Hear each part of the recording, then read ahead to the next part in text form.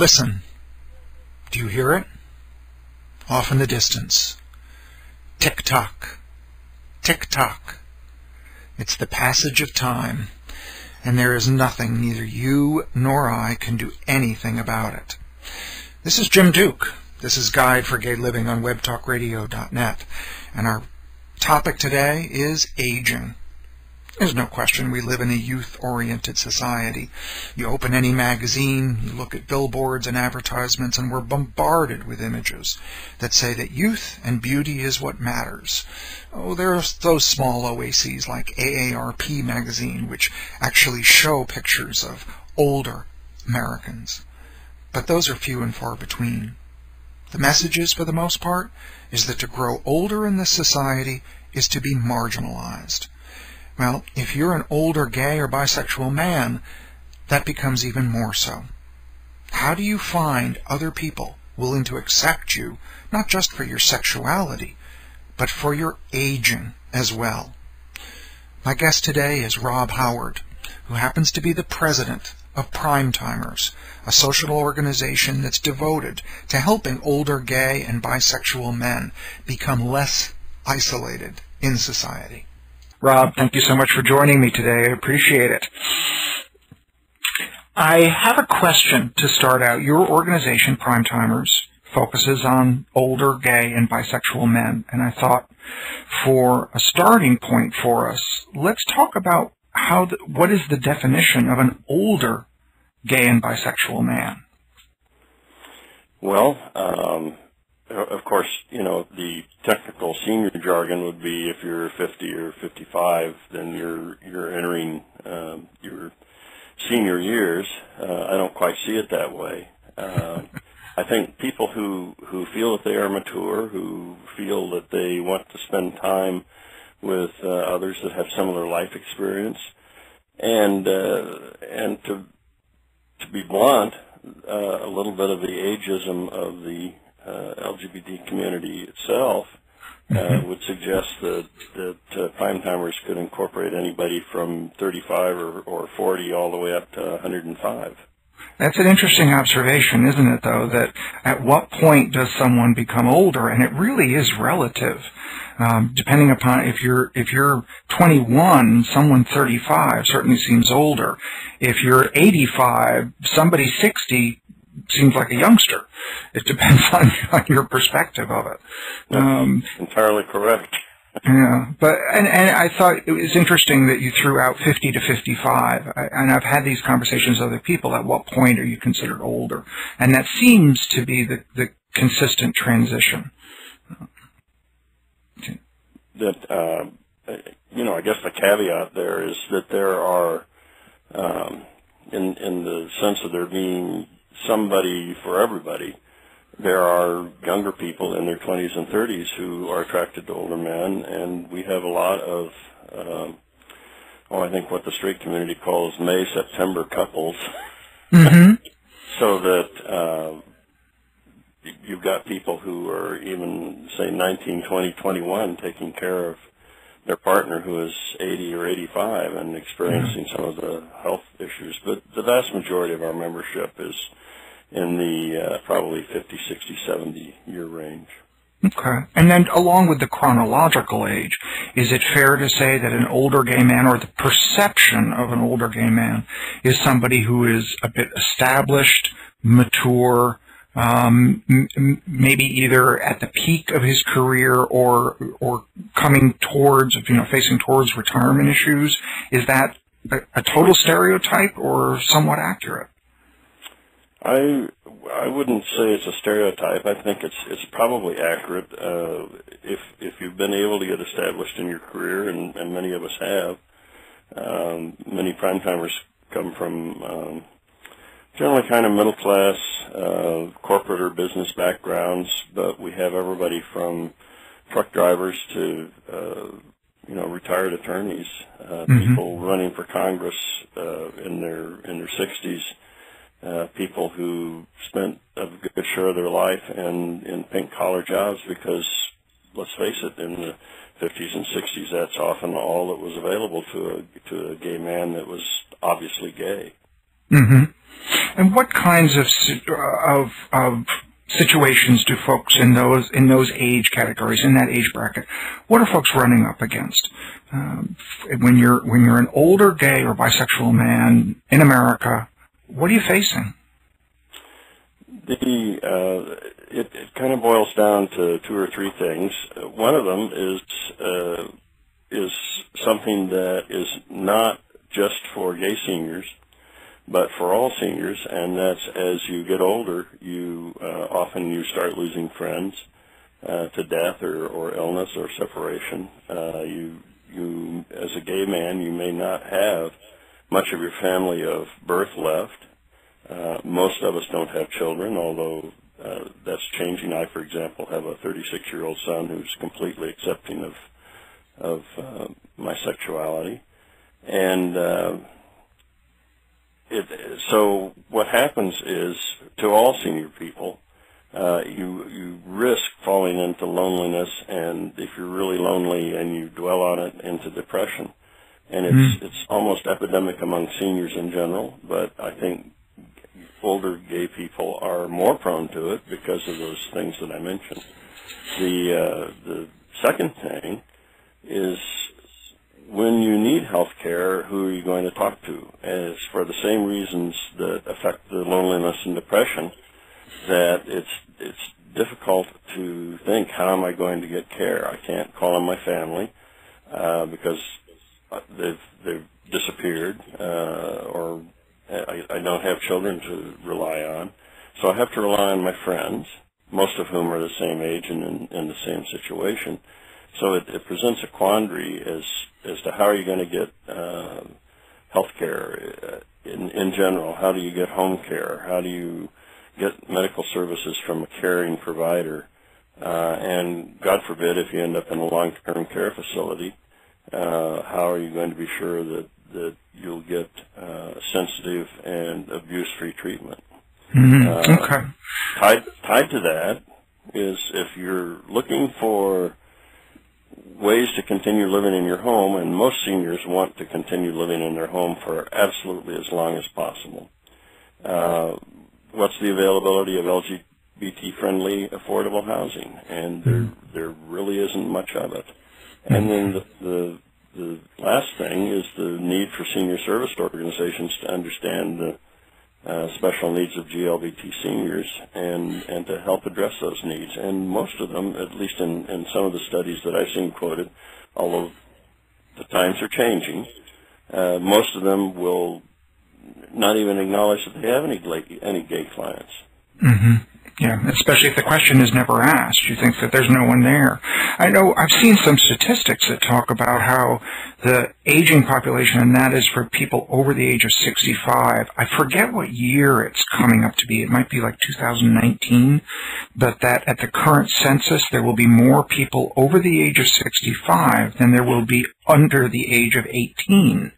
And that's the first time that's happened in the history, that the aging population exceeds the younger population. And so it seems like there would be an enormous push around trying to provide services for people. But the older population itself is relatively new from the standpoint that we're growing much older than we used to. Without the additional services. I think you make an interesting point that it's not just the older gay and bisexual men, but it's also the general population that are facing these issues and trying to sort it through. Sounds like you're saying the fact that someone else is gay adds an additional level of barrier and isolation to either getting services or how to go about finding them or finding networking, socialization, all of that.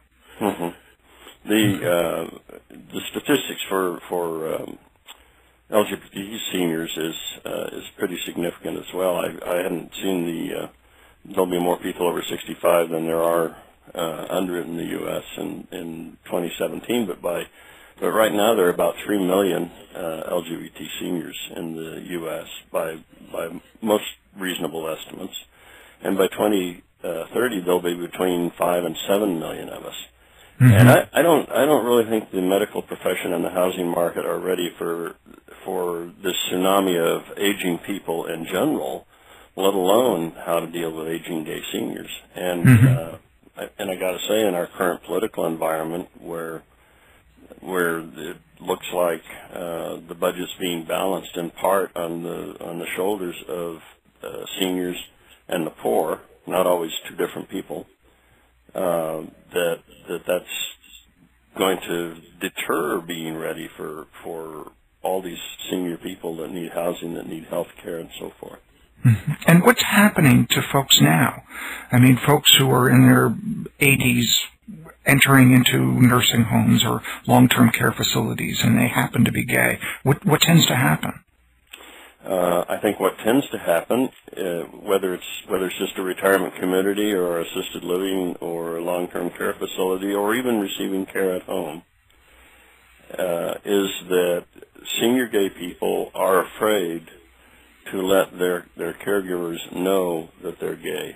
So essentially, in our generation, after having possibly lived out of the closet since the 60s, through Stonewall, through the epidemic, being out, being activists, and then their life changes and they have to go into a longer-term living situation, and their fear drives them to go back into the closet.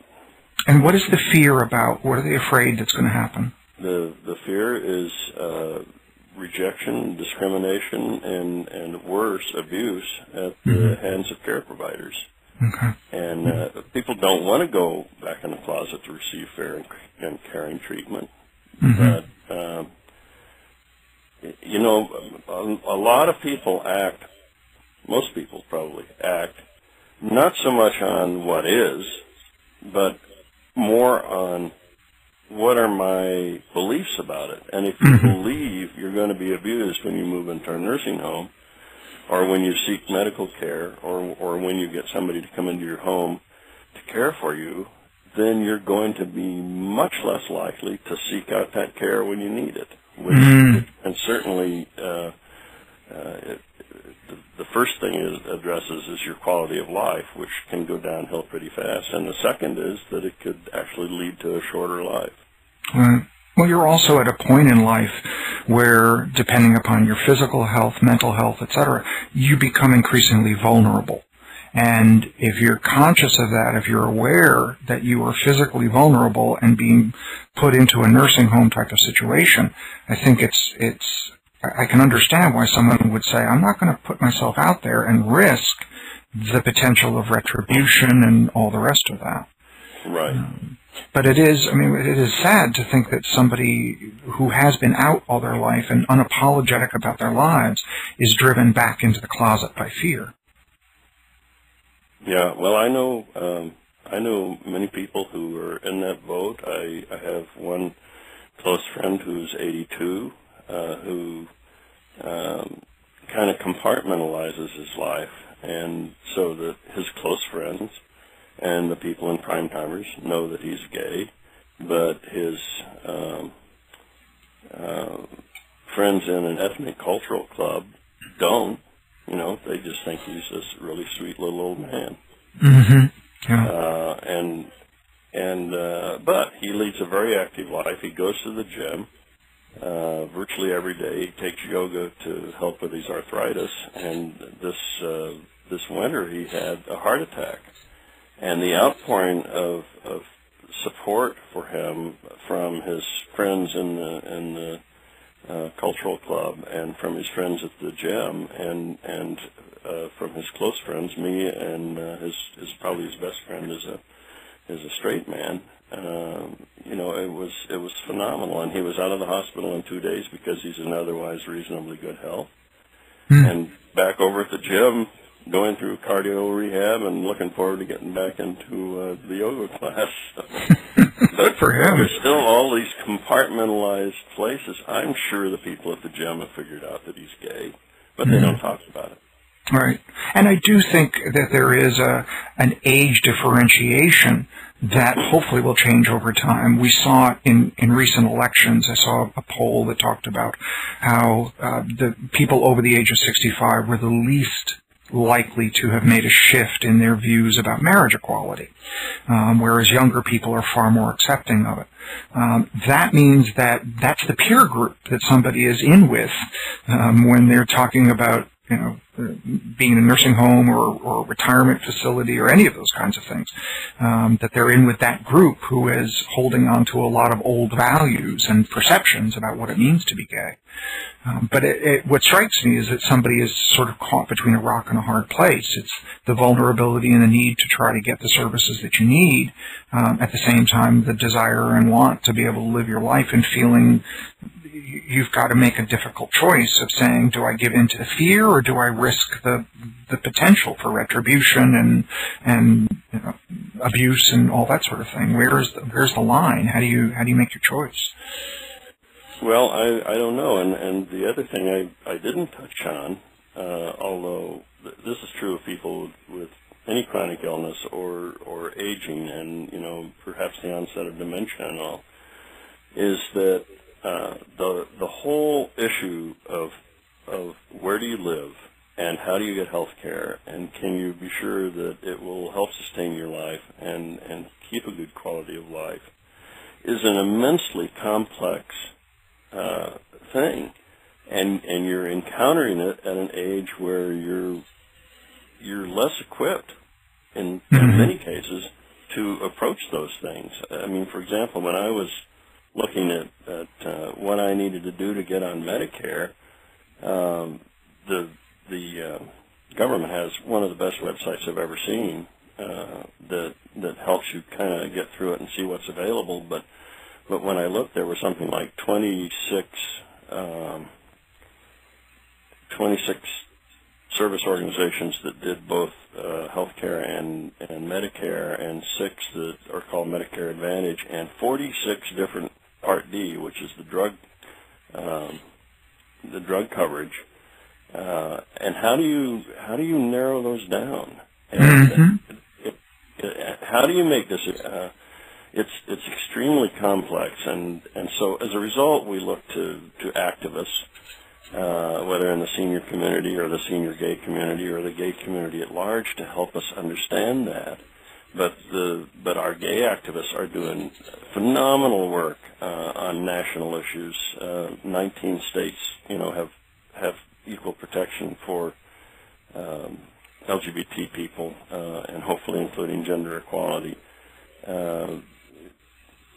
Today there are 11 states. Maybe tomorrow there'll be 12 or 13 that allow marriage equality. California almost certainly will join that in the summer, so that something like 30 or 40% of gay people, or of people in general in the United States, will experience marriage equality. That's phenomenal. That's a tipping point. But how do you sort through all this? We're in an age where there's so much information, so readily available to us, and you don't know whether it's good, bad, terrible, bigoted, political, or what. And trying to find the source and trying to figure out what direction to go to get that. I want to add another layer to that, which is that the person who needs to be making those decisions may not be the one capable of doing that at that time. And then you've got the layer of, okay, you have somebody whose either physical or mental state is such that they really can't navigate all of that.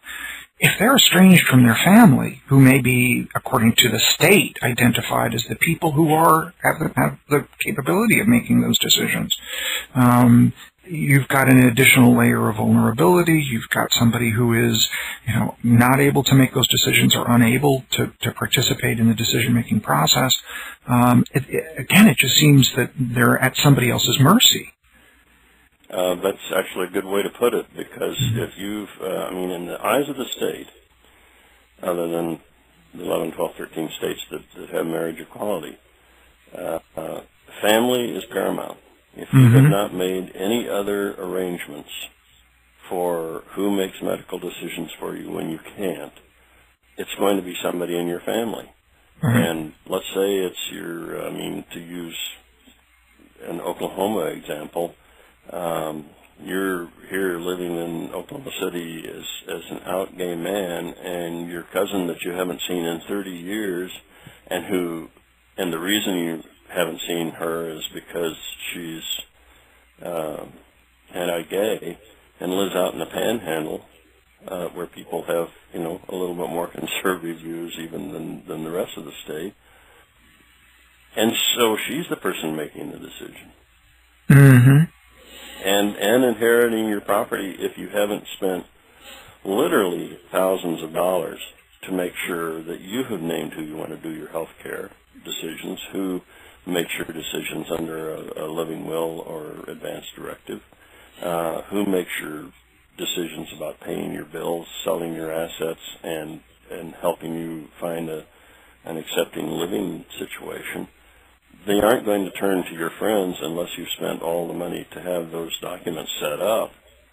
And even worse, if you are partnered, the state is not going to turn to your partner of 15 or 20 or 30 years and ask them what they want. They're going to turn to this cousin out in the Panhandle who only wants you to go away and thinks because you're a single gay man you're rich. Mm-hmm. Yeah. There are examples of it right here in Oklahoma, but not just here. There were examples of it in Washington and many other states. So yeah, it's exactly. it can be a catastrophe, and it's very expensive. And again, how do you know what stuff you're supposed to be entitled to? There's also been stories of people who have had apparently most everything signed and dotted and done according to directions, and yet there are loopholes, or all you need is a judge who says throw it out and the cousin gets everything. I mean, those stories are also rampant as well. Yep, absolutely. Let me pause just for 1 second here. You're listening to Guide for Gay Living. I'm your host, Jim Duke, and my guest today is Rob Howard. Rob, you're the president of Primetimers, is that correct? That's correct. Okay, just make sure I get your title correct. I want to add one more level before we talk about Primetimers, which is that I'm so thrilled and excited about the fact that gay marriage is passing in so many states. It seems like every week we're hearing where another state has said yes, yes, yes. The problem that I'm concerned about is that's great for those folks who are coupled. It's difficult for those folks who are single, because although the law might help out for those couples who are together. If you're a single person, if you're an older person and we've described sort of the isolation and solitude that happens with that, trying to navigate those systems and trying to figure out how to best protect yourself as you get older, it seems that becomes a more difficult task. You had mentioned something earlier before that I just want to touch on. I don't think we can let it go by, and that is ageism in the LGBT community. Can you talk a little bit about that? You would think that those are the very people that would help get you around all that. But what happens there? Well, you would hope so, but if you pick up any of the gay magazines, or since they're kind of dwindling, or go onto websites and all, there are all these beautiful people, young men, young women. I mean, there's nothing wrong with being a beautiful, smart young man or young woman. But if all we concentrated on is how beautiful you are, how buff your body is because you go to the gym every day, what happens when your body starts to sag? And maybe you're going to the gym every day, but it's not so that you can look stunningly gorgeous. It's so that you can help control your aches and pains and keep your blood pressure lower and all. So It's very true. At not 30 maybe, but the common stereotype in the older gay community, I think, would be, hey, at 30 we disappear.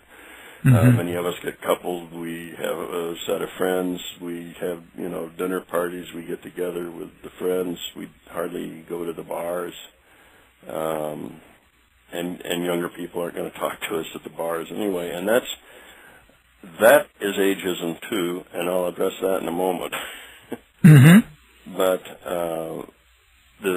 so if you act on your fears and your assumptions that the younger, beautiful people aren't going to talk to you, right, then you aren't going to put yourself in a situation where you would be able to have a conversation with them. I mean, for me, I encourage people to get involved in their pride organization, to get involved in their advocacy organization. The upshot of the whole thing is that our national gay organizations, and to a large extent our local gay organizations, are fighting for, basic rights. For example, here in Oklahoma, and Kansas and Arkansas and many of the states here in the middle of the country, we don't even have the most fundamental basic rights. That we're not included in the hate crime laws. We're not included in the marriage laws. We aren't excluded from being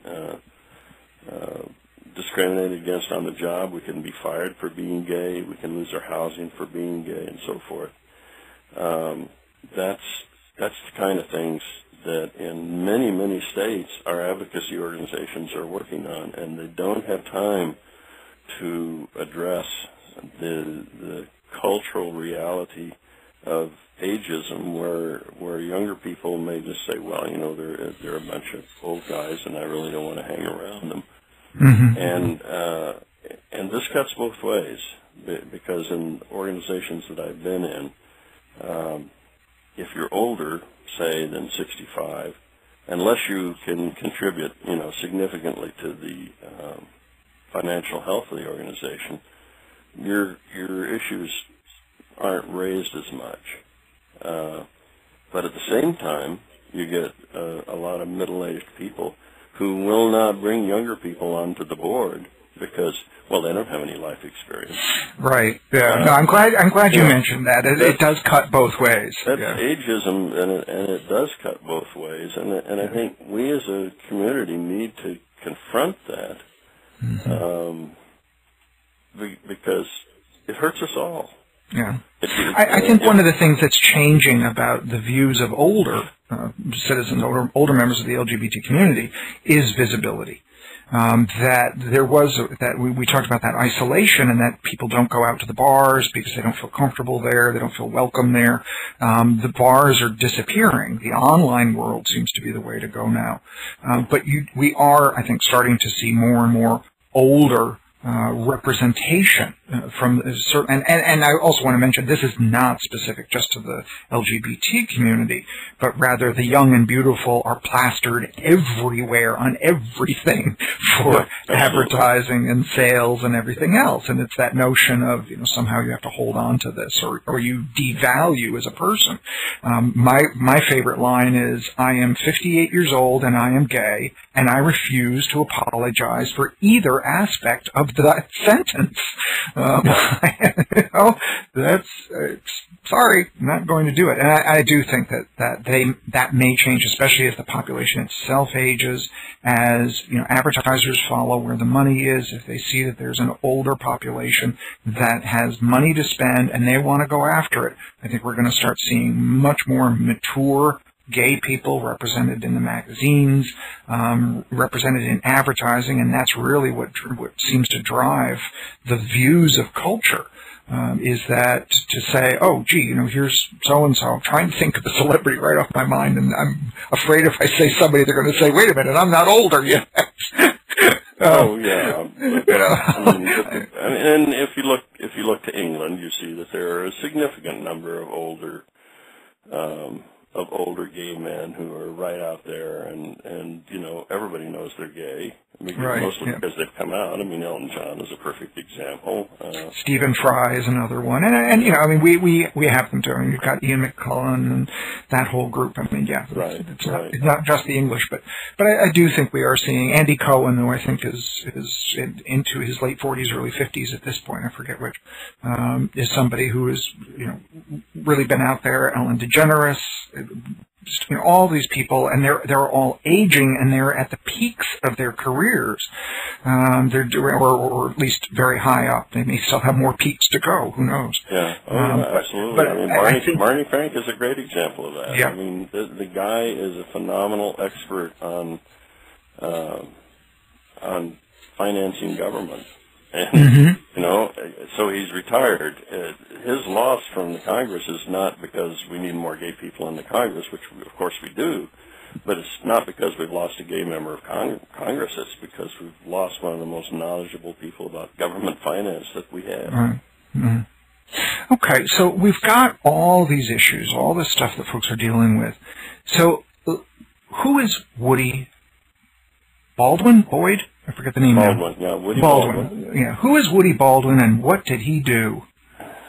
Woody Baldwin is a retired college professor. He spent his virtually his entire life teaching college at two or three really nice institutions. And as he was approaching retirement, he had a long-term partner named Sean. As he was approaching retirement, he thought, well, there doesn't seem to be much for the older gay community. And so he volunteered with two or three organizations that never called him back. You know, he'd call and offer his services and his immense knowledge and wisdom.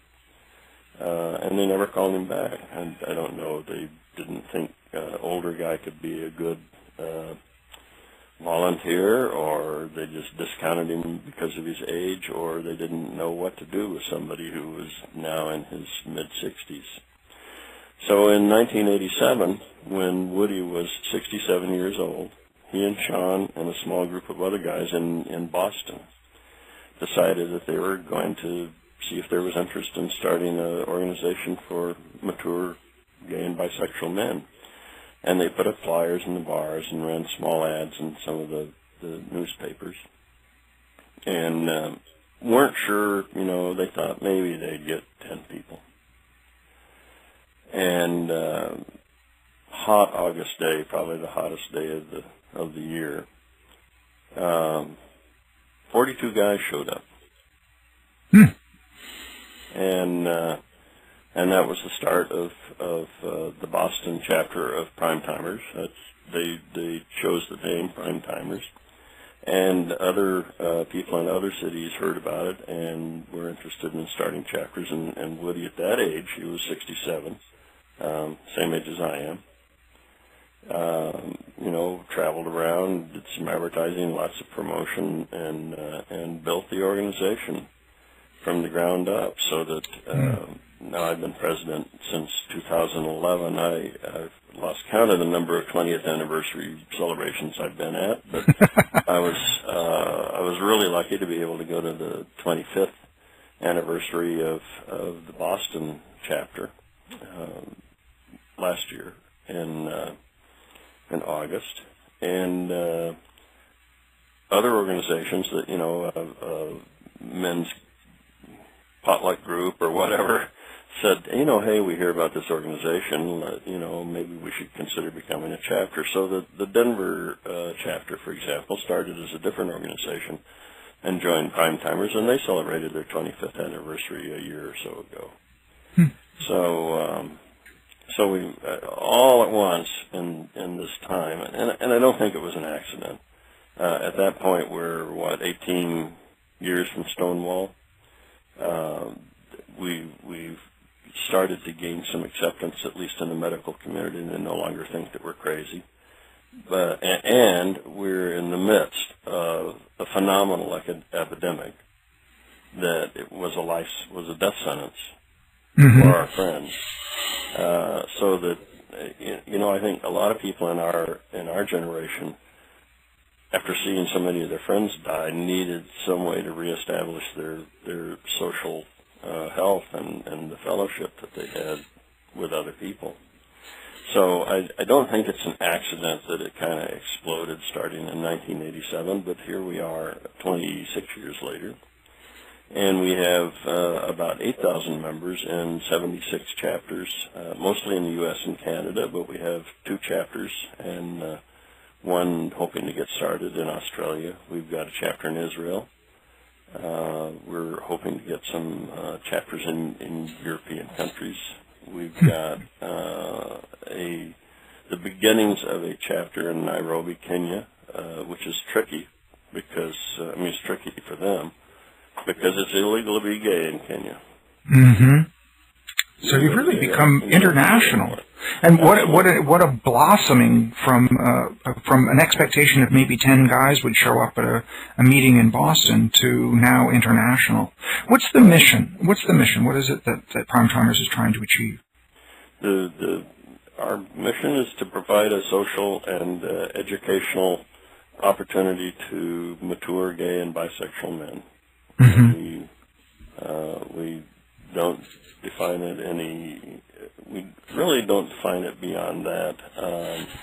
If you identify as a gay or bisexual man and you're 21 or older and you want to join our organization, you're welcome. Mm-hmm. And first and foremost, social. I mean, that really is it's to try to address the issue about isolation. Right. And that was the core of Woody's thought and message to other people when they were thinking of starting chapters, and when he would go around and speak to them. His philosophy is that given the opportunity for loneliness and depression, when 4 people get together and have lunch, that's a victory over isolation. I stretch it even a little bit further. I mean, as far as I'm concerned, you've got a Primetimers chapter, you have 2 people who've met there, they become friends. If they go to lunch, that's a victory over isolation and depression.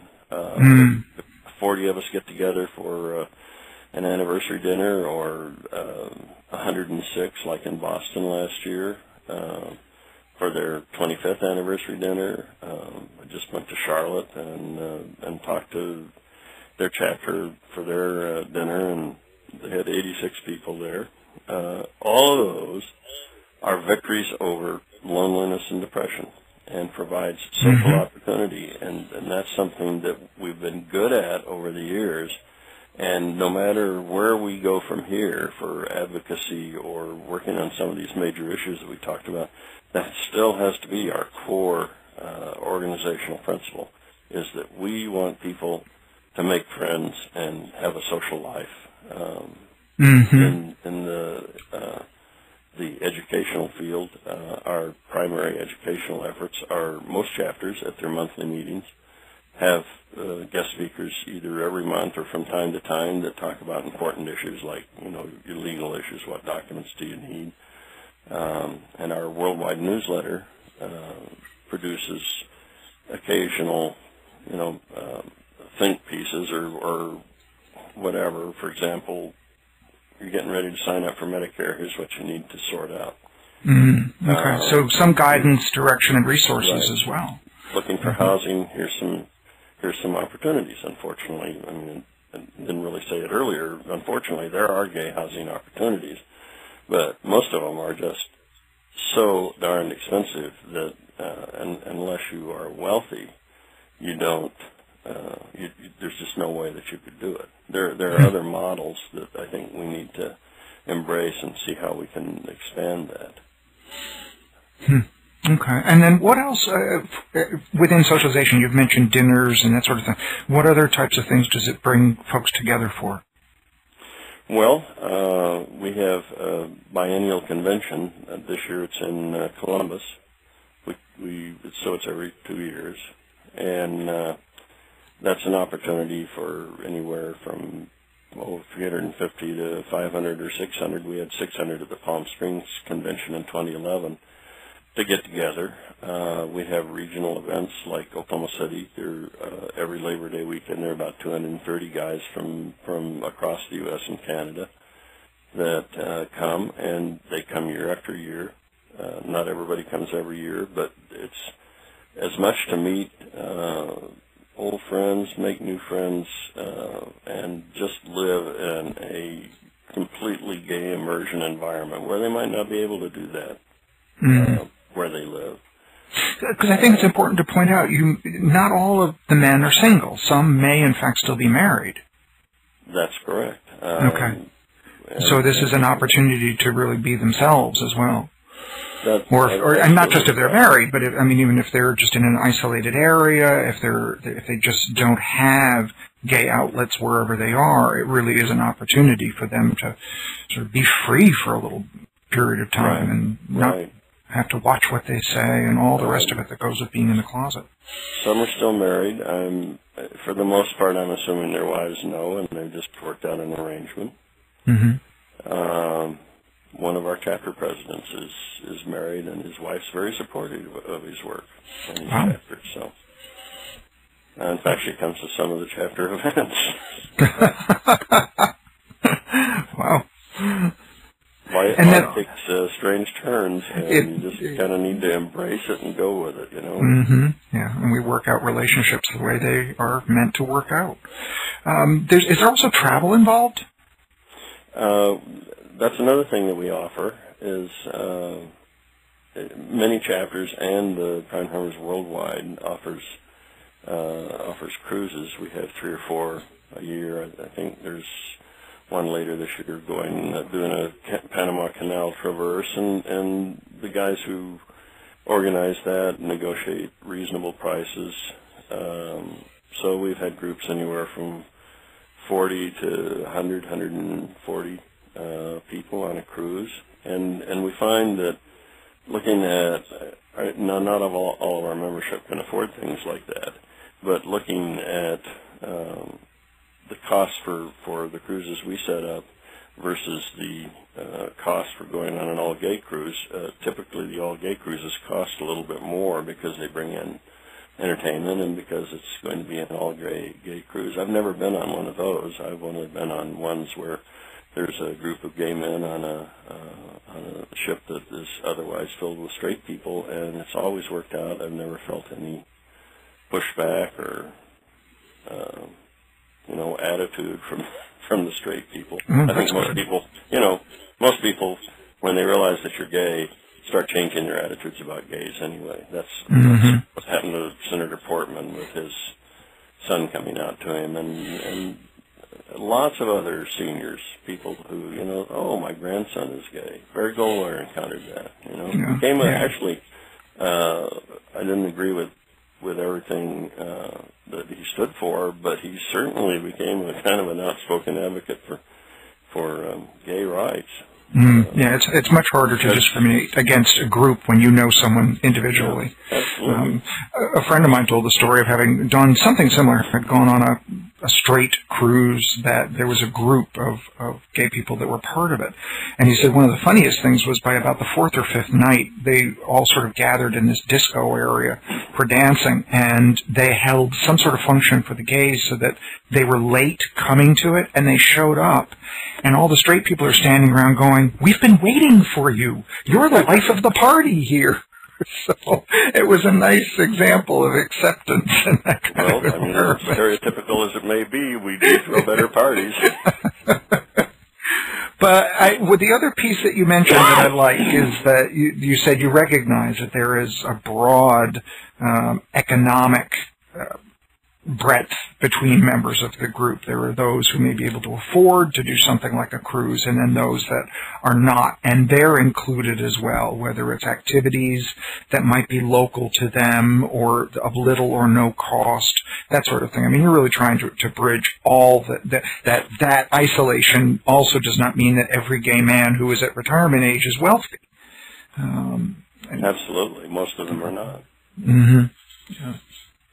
And so that you're also offering, what would be an example of something that would be available to folks in that situation where money's very tight?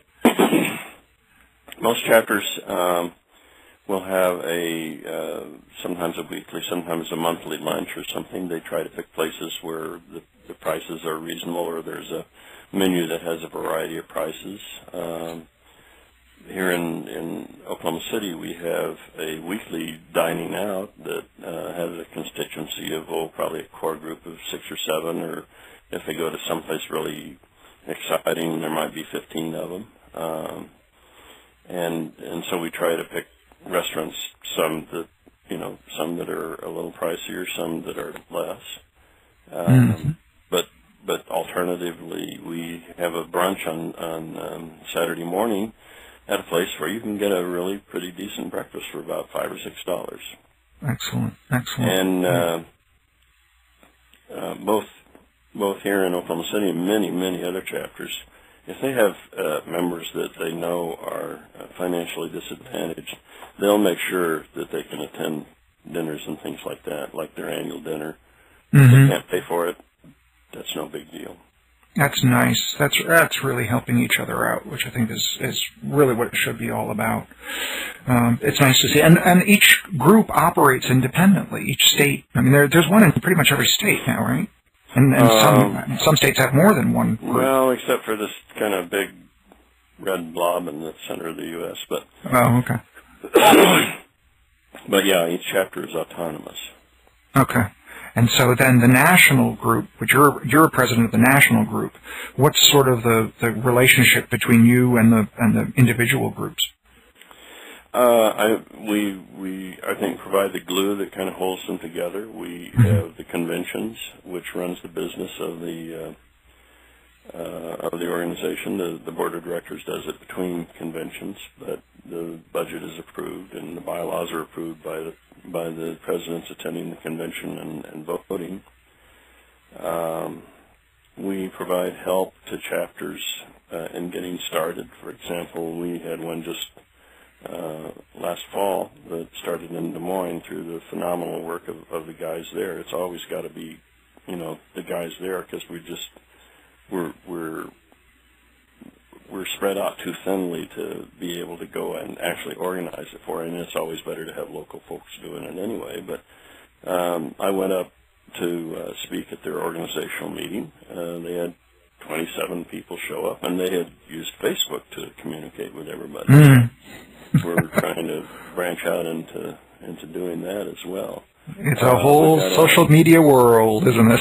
Yeah, we've got a great new website produced for us by a younger guy. He's 43, who lives in northeastern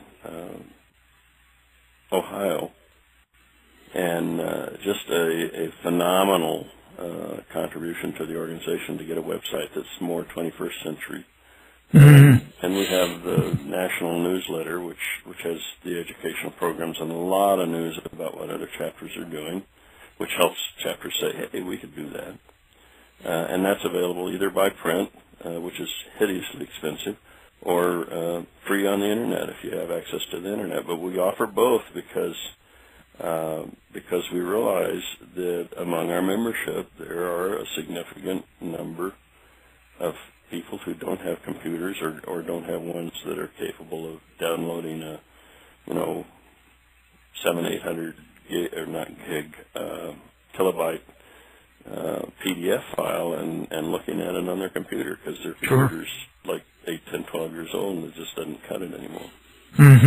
Yeah. And for those that do have the computer access, we're going to post the website address on the podcast announcement. Folks can go there. It does provide all of the information in terms of the individual states and contact information for how to reach those folks. Right. Where do you want to take hot links to their individual chapters so they can look it up, and ways to start a new chapter and who to contact to get that going. Maybe we'll fill some of those gaps in those areas. Where do you want to take the organization? What's up for the future? We really want to be able to start addressing those really significant issues that we've already talked about them, but I'll just kind of recap them. The need for LGBT-friendly caregivers in home care, medical service, and long-term care facilities. The availability of LGBT-friendly affordable housing, and the need for senior service organizations to understand our special needs. We would like to go there, but in terms of membership and certainly in terms of money, we're a small organization. 8,000 members, a budget that is about $17,000, $18,000 a year.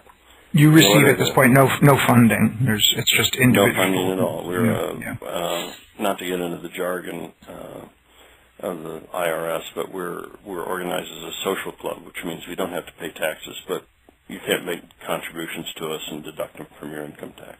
Gotcha. Okay. In order to get grants from foundations and from corporations, you typically have to be essentially a charitable organization, foundation, whatever, that's certified by the IRS, and then you can get contributions, and the people don't have can deduct that from their income tax. I don't think that's the important thing. Almost every foundation and almost every corporation says if you aren't a 501c3, the designation for a charitable organization, we aren't going to deal with you. Mm-hmm. So the first thing we're doing is pursuing getting that tax status. And if we're successful in doing that, we can extend that to all of our U.S. chapters. And that will give us the opportunity to, not only us as the worldwide, but the local chapters, to get some local grants. Walmart, for example, gives lots of $1,000 grants to community organizations. But the first thing is they have to be a charitable organization. Oh, okay. So we're working on that. Right. And we think that once we get that status, we can perhaps get some grants, and I would also say work with HRC, because they started a healthcare equality index to go with their business equality index, to figure out how to find out who is LGBT friendly. For those caregivers, nursing homes, long-term care facilities, living quarters that we discover aren't necessarily LGBT friendly or less negative, but they haven't even considered it. That we can work with them to give them training, help them in their personnel policies, in their training, so that they have more sensitive care, and the fear factor of what's going to happen to me when I need more medical care or a long-term living solution comes about.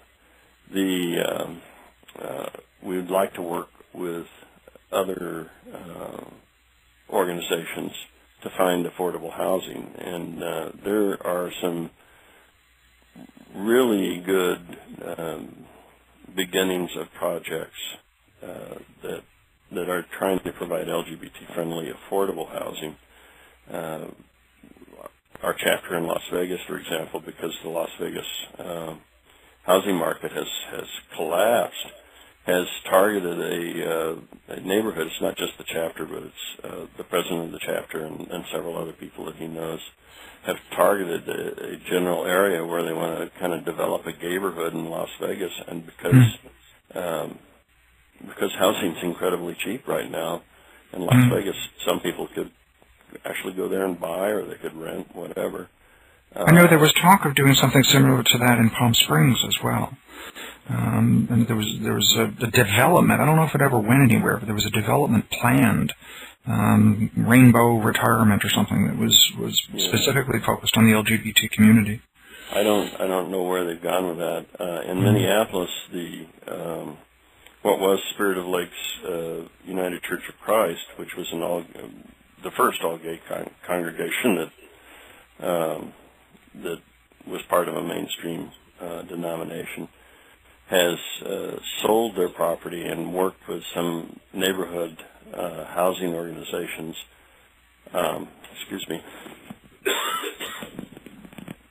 And some United Church of Christ investment opportunities, and the city of Minneapolis, to build a lower-income, LGBT-friendly housing development.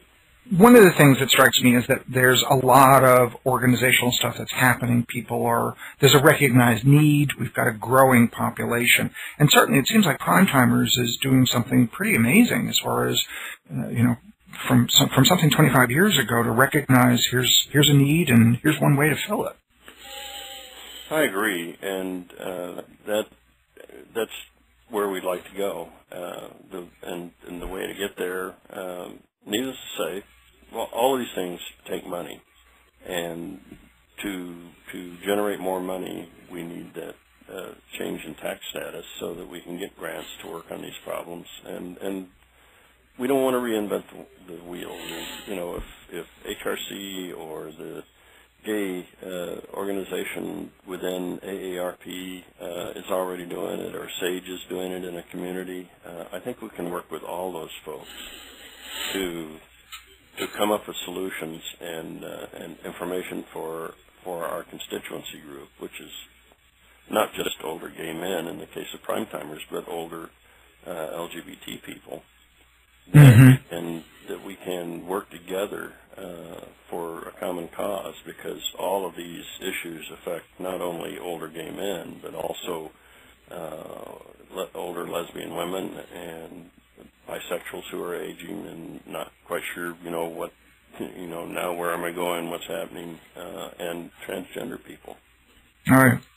I think it's also important for folks to realize that if you have a difficulty with dealing with older LGBT folks, it's important to recognize that with every tick of the clock, you are becoming one. Absolutely true.